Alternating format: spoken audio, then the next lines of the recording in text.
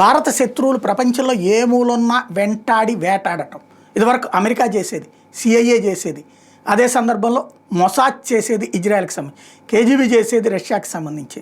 But భారతదేశానికి ఒకప్పుడు అట్లాంటి అలవాటు తక్కువ. దాన్ని అడ్డు పెట్టుకునే ఇక్కడ ఓవర్ యాక్షన్ చేసిన వాళ్ళు చాలామంది ఉన్నారు. మళ్ళీ వాళ్ళు వచ్చి మన దేశంలో కూడా చేశారు. లాల్ బహదూర్ శాస్త్రి లాంటి వాళ్ళని చేసినటువంటిది కూడా తెలిసిందే. అయితే ఇప్పుడు మాత్రం గుర్తు తెలియని వ్యక్తులు అకస్మాత్తుగా పాకిస్తాన్లో కనబడతారు, ఉన్నట్టుండి భారత శత్రువుని లేపేస్తారు.